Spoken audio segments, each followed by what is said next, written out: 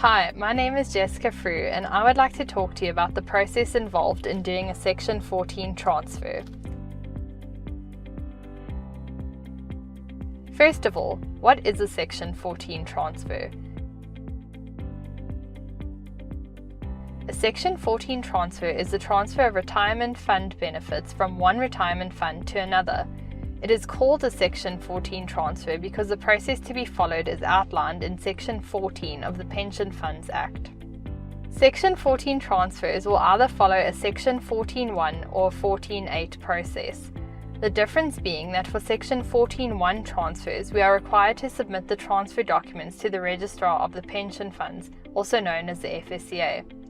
But for a Section 14.8 transfer, we are not required to submit the documents to the FSCA for approval.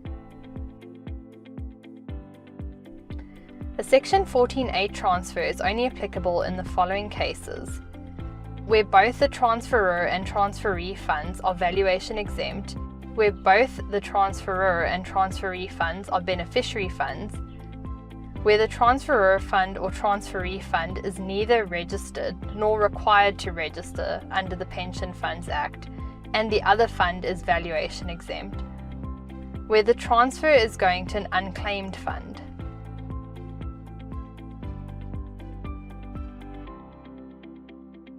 In all transfer applications, there will be a transferor, also known as a sending fund, and a transferee, also known as a receiving fund. The Section 14 application is always submitted by the transferee fund. For Section 14.1 transfers, applications must be submitted to the FSCA within 180 days of the effective date of the transaction. Should either fund experience any difficulties and delays, an extension to this timeframe may be applied for with the FSCA. Transferring members must be provided with their transfer values or reasonable estimates thereof and be given at least 30 days to object to the transfer. At least 75% of the affected members must agree to the transfer in order for it to proceed.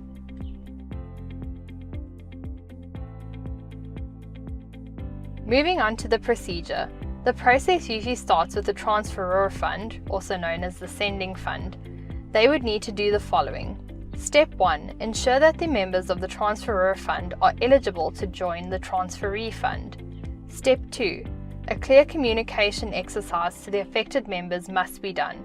This would include a letter to each member notifying them of the transfer and their potential transfer amount, as well as a comparison of benefits between the transferor and transferee fund.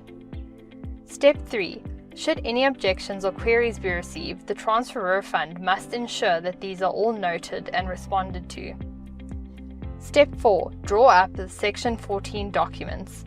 So this would be a Form A for Section 14.1 transfers and a Form H for Section 14.8 transfers. This must be accompanied with a list of all of the members and their values as at the date of transfer. Step 5. The board of the transferor fund must sign off the relevant documents, this being either the Form A or the Form H. Step 6. This only applies to Section 14.1 transfers. The transferor fund's valuator would need to submit a document, which is known as a Form A1, confirming approval and signing off on the transfer, unless the fund is valuation exempt, in which case the FSCA letter approving the valuation exemption must be submitted in place of the Form A1. All the Section 14 documents would then be sent over to the transferee fund and they would need to do the following. Step 1. Check that all Section 14 documentation is correct with the correct number of members and values. Step 2. The board of the transferee fund must provide a certification form confirming the details provided by the transferor fund. This certification usually forms part of the Form A or Form H. Step 3.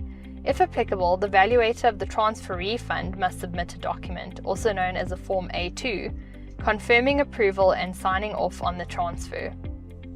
Step 4. In the case of a Section 14.1 transfer, the transferee fund must pay the prescribed fee to the FSCA and must submit the Section 14 transfer application to them for approval. In the case of a Section 14.8 transfer, the transferee fund would send the countersigned documents back to the transferor fund and they would proceed with the transfer accordingly, confirming by means of completing and signing a Form J once the transfer has been completed.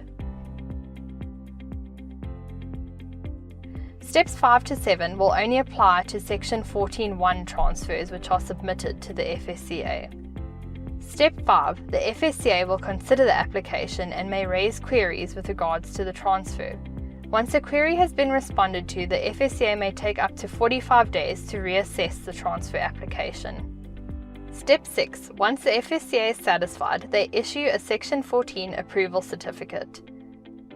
Step 7. The transferor fund is sent a copy of the approval certificate and is instructed to transfer the benefits to the transferee fund within 60 days. The transfer will exclude any exits but will include any interest earned. Steps 8 and 9 apply to both types of transfers. Step 8. Once the transferee fund has received the transfer benefits and allocated them to each relevant member, letters to the members are issued confirming the amount received. The transferee fund must also submit an RTO1 online to SARS with the details of the tax directive and benefit received. The details of the tax directive is provided by the transferor fund. Step 9. Once all benefits have been transferred, both the transferor and transferee funds must complete a Form G detailing any withdrawal or death payments made. Should there be no difference between the initial application and the actual transfer, no Form G is required. This reconciliation must be kept by both funds and be available to the FSCA upon request.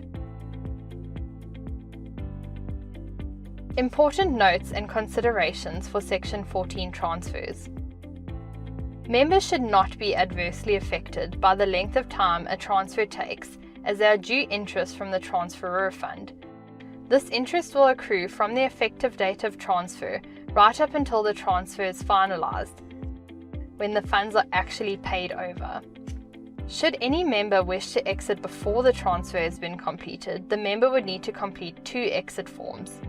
One for the transferor or sending fund, and one for the transferee or receiving fund. This exit will then be recorded on the Form G. Unless the transferee fund is taking over the home loans, members with home loans need to have their home loans deducted from their benefit together with the tax thereon. This will happen prior to the transfer of the balance of their benefit. Where funds have valuations outstanding with the FSCA, this will significantly delay the approval process, and a Section 14 can end up taking months or even years to complete.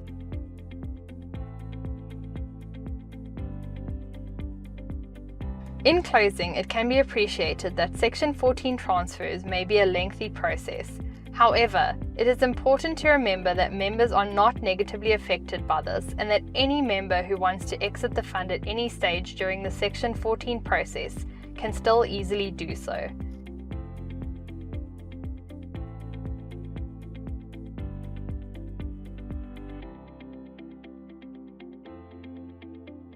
Thank you for watching.